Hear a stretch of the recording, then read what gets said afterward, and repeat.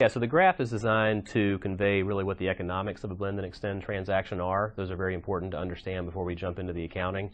So what we've done here is we've demonstrated, first of all, the starting point of the blend and extend is a 5-year contract priced at $50 per megawatt hour, and that's represented by the green solid line on the graphic. And you can see that that $50 per megawatt hour price was derived from a forward curve for power that existed at inception of this arrangement. So we've taken basically the average of the forward curve. That's going to be $50 per megawatt hour, and that's going to establish the strip price for that 5-year contract. Now, we have to imagine that 3 years into this 5-year contract, the customer approaches the seller and says, I'd like to take 2 years of additional service. Prices in the commodity environment have come down. I'd like to take 2 years of additional service if you'll give me a price break today. And so typically a seller is willing to do that, and this is how they do it.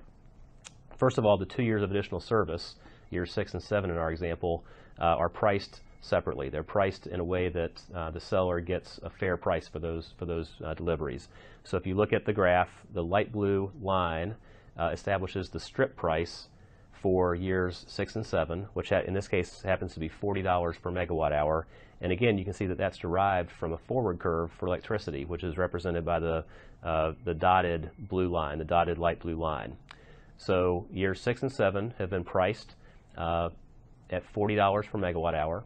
The remaining 2 years of the contract, which in this case is years 4 and 5, are already priced at $50 per megawatt hour. So we know we've got those deliveries remaining. So the 2 years at 50 are combined with the added 2 years at 40 to result in a new 4-year arrangement at $45 per megawatt hour. So that's the blend. So extend is the 2 additional years. Blend is the price for the 2 years being blended with the price for the original contract that was already there to result in a new average price for the remaining deliveries. That's why the customer's happy, because they get an immediate price reduction. The seller's also happy because they've got a longer customer relationship in play now. Sure. So potential journal entries, we think, for the different views, at least for one of the views, are presented here. The view that the extension period is a separate contract, that's been captured here in this illustration. And what we wanted to really highlight is, because of the fact that you're viewing the extension period as a separate contract, you're going to have a disconnect between the revenue that you recognize and the cash price that you're actually billing your customer. Because again, in all cases, we're going to be billing that blended rate, but we may not be recognizing revenue at that same rate, particularly under the separate contract view. So under the separate contract view, what this illustration shows you is that in the first 2 years, you recognize revenue at 50, which was the original price in the contract. Your cash collected is only going to be 45. So you have to have something to balance that entry. And we think what that would be is either a contract asset, which the standard does provide for, or perhaps even a financing, like a loan receivable. The theory there being that if your customer owes you 50 and you're only making them pay 45, you're effectively advancing them a loan of $5 for some period of time. Now, as you can see in the illustration, that's what you would do in years 4 and 5, as you're billing 45 but recognizing revenue of 50. But then in years 6 and 7, when you switch and now your revenue is 40 for year 6 and year 7, basically in that point your contract asset or whatever you've booked to balance that entry is now unwinding, because you're recognizing cash of 45, revenue of 40, and in these years you've got a credit to balance the entry. And so the contract asset or loan receivable that you built up over the first 2 years is naturally unwound over the next 2 years. This approach is very controversial, I would say. Many people do not like the idea that there's a financing embedded in these arrangements. They don't think that's reflective of the substance of a blend and extend transaction. They also don't like just the mechanical difficulty of having to track contract assets or track loan receivables. So what we haven't provided here is the journal entries that would exist for the new contract view, but those are very simple. The journal entries under that view would simply be revenue and cash of 45 in each of the 4 years of the new contract, because we really don't have to bother with allocating consideration or revenue in those years. If it's a new contract for 4 years, you would recognize revenue ratably, and so it would be nice and easy.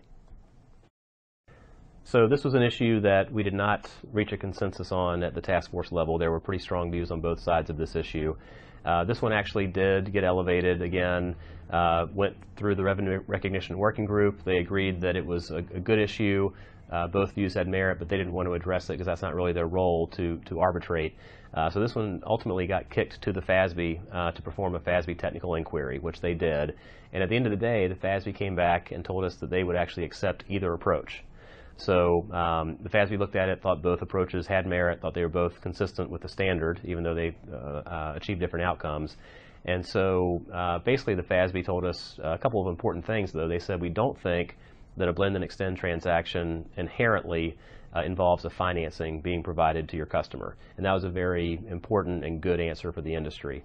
The other thing that they said was that they thought it was strange that a contract asset would arise, those entries that I went over a minute ago. They thought it was odd that a contract asset would arise that's going to be unwound through a separate contract. And if you think about it, the view that I described that results in the contract asset was the separate contract view, which kind of views the remaining term from the original deal as one contract and the extension period as another contract.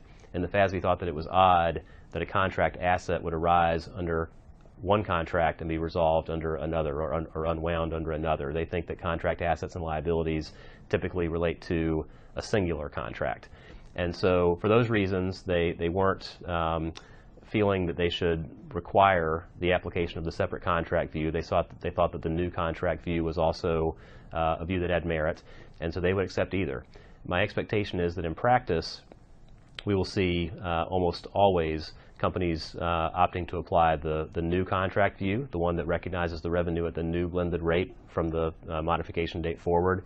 I think that's a much easier view to apply in practice mechanically, and it also yields, I think, what most people think are more logical revenue answers. So I think that's what you'll see happen in practice for the most part.